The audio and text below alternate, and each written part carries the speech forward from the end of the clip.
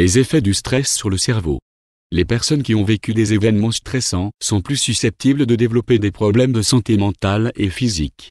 Le stress peut activer la réaction naturelle de lutte ou de fuite de l'organisme, qui est associée à une excitation accrue, à une augmentation de la pression sanguine et à des niveaux plus élevés de cortisol, une hormone produite par les glandes surrénales.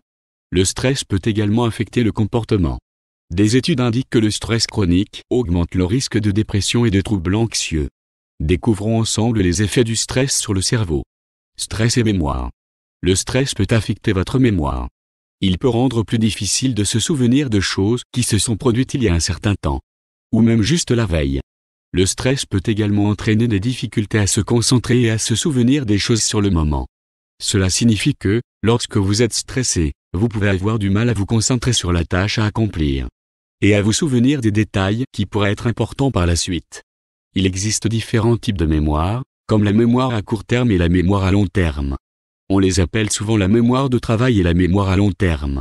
Le stress peut affecter ces deux types de mémoire. Stress et apprentissage. Le stress peut également affecter la capacité d'apprentissage de votre cerveau.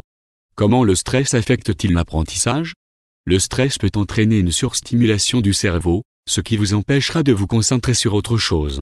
Rappelez-vous quand vous étiez à l'école et que vous deviez passer un examen important ? Vous étiez peut-être tellement stressé que rien ne vous venait à l'esprit, même si quelqu'un essayait de vous expliquer quelque chose. La capacité de concentration est importante pour apprendre, mais ce n'est pas la seule chose qui compte. Le stress affecte également la quantité d'informations stockées dans votre mémoire à long terme, ce qui rend plus difficile le rappel ultérieur d'informations importantes, ou l'application de ce qui est enseigné en classe ou ailleurs. Stress et la prise de décision. Le stress peut nuire à la prise de décision de plusieurs façons.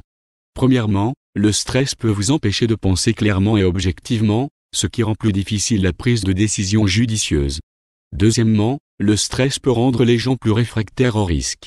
Ils sont plus susceptibles d'éviter de prendre des risques lorsqu'ils prennent des décisions, par exemple, décider d'essayer ou non un nouveau produit innovant. Troisièmement, le stress peut inciter les gens à agir de manière impulsive.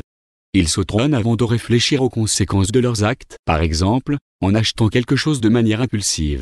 Outre ces problèmes potentiels de prise de décision dus directement à la présence du stress dans votre cerveau à un moment donné, d'autres facteurs peuvent également affecter le fonctionnement de vos capacités dans les moments où il se passe beaucoup de choses autour de vous.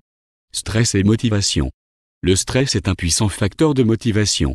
L'envie d'éviter quelque chose de stressant peut suffire à vous faire bouger et à faire quelque chose de productif. Toutefois, ce n'est pas toujours le cas. Le stress peut également affecter la motivation d'une manière qui encourage de la procrastination et la paresse.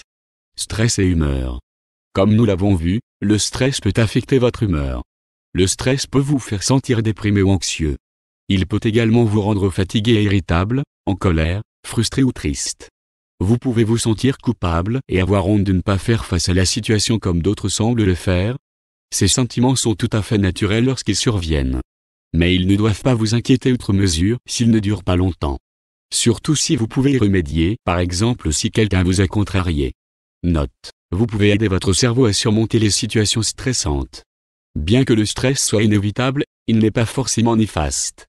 En fait, si vous l'abordez de la bonne manière, vous pouvez utiliser le stress comme un catalyseur de changement positif.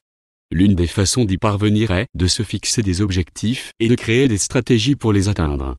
Par exemple, si votre objectif est de mieux parler en public, ce qui pourrait vous aider au travail ou dans votre vie personnelle, vous pouvez créer un plan qui comprend la recherche de techniques pour surmonter la nervosité avant de faire des présentations. La pratique avec des amis et des membres de la famille qui vous soutiennent dans vos objectifs. Demandez à vos collègues de vous dire dans quelle mesure vous êtes bien préparé lorsque vous faites une présentation devant un grand groupe de personnes. Dressez une liste de ressources utiles, comme des livres ou des vidéos en ligne. Réservez du temps chaque jour à l'avance, pour ne pas avoir à stresser à la dernière minute lorsque la date de la présentation arrive, et laissez ces documents à un endroit où ils vous rappelleront à l'ordre. Vous pouvez même essayer de méditer en prenant de profondes respirations pendant les moments de stress. Certaines études ont montré que cette méthode permettait de réduire le niveau de stress plus efficacement que d'autres techniques, telles que l'écoute passive, sans focalisation de l'attention sur quoi que ce soit qui soit directement lié à l'amélioration des problèmes de santé mentale comme les troubles anxieux. Conclusion. En résumé, nous avons exploré la relation entre le stress et le cerveau. Il est clair que le stress a des effets tant positifs que négatifs sur la mémoire, l'apprentissage, la prise de décision et l'humeur. Cependant, ces conséquences sont modifiables par des interventions appropriées telles que la méditation ou la thérapie cognitive. Ces résultats ont des implications importantes pour les cliniciens qui traitent les personnes souffrant de problèmes de santé mentale tels que les troubles anxieux ou la dépression.